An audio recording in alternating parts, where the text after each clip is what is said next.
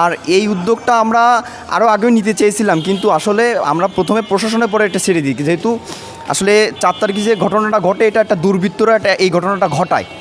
আমরা চাইছিলাম প্রশাসন যদি এটার বিরুদ্ধে তারা কোনো ব্যবস্থা নিতে পারে তাহলে তারা ব্যবস্থা নেবে, আমাদের এতে কোনো নাই। কারণ আমাদের ছাত্ররা কোনো রকম কোনো সহিংসতার মধ্যে আগেও ছিল না, বর্তমানেও নেই, ইনশাল্লাহ ভবিষ্যতেও থাকবে না।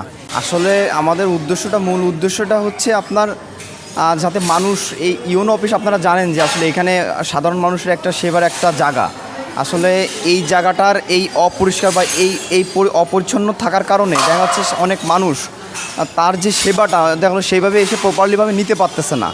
আসলে আমাদের মূল উদ্দেশ্য হচ্ছে এটাই, যাতে মানুষ যাতে সুষ্ঠুভাবে সেবা পায়।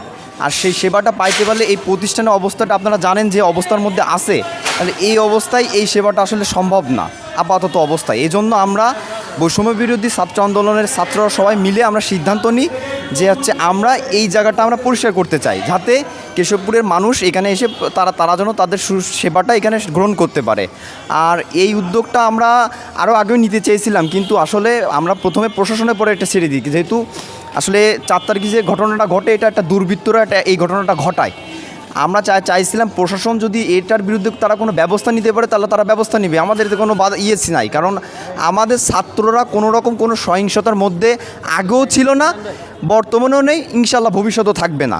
এজন্য আমরা তাদেরকে এই সুযোগটা দিয়েছিলাম, কিন্তু যেহেতু তারা আসলে এটা করতে পারেনি, এখন আমাদের এখন দরকার কেশবপুরে মানুষের সুষ্ঠু সেবা দেওয়া। এখন এই সেবাটা ব্যাহত হচ্ছে, যে জন্য আমরা আর অপেক্ষা করতে পারিনি।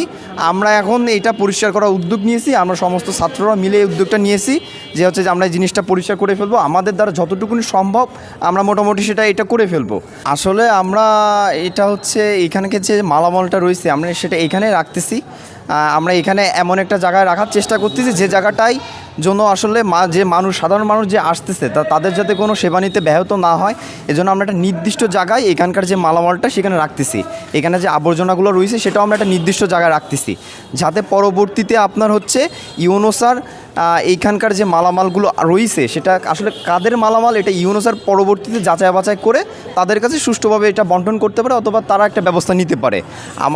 আমরা আপাতত আমাদের অফিস প্রাঙ্গণে যেটা জনসাধারণের ব্যবহারের উপযোগী জায়গা বা জনসাধারণ যে জায়গাটা ব্যবহার করতে পারে এমন জায়গাটুকুনি আমরা পরিষ্কার করার চেষ্টা করছি, যাতে এখানে জনসাধারণ মানুষ এসে সেবাটা নিতে পারে। আর আপনারা যেহেতু জানেন এখন প্রশাসন হচ্ছে কেশবপুরের, যেহেতু অন্যান্য কোনো প্রশাসন নেই, ইউনোসারের পরেই কেশবপুরের সমস্ত দায়িত্ব অর্পণ করা রয়েছে, সেহেতু হিউজ পরিমাণ কেশবপুরের মানুষ তার সাথে যোগাযোগ করার জন্য এখানে আসতেছে, অনেক সমস্যা নিয়ে তার কাছে আসতেছে।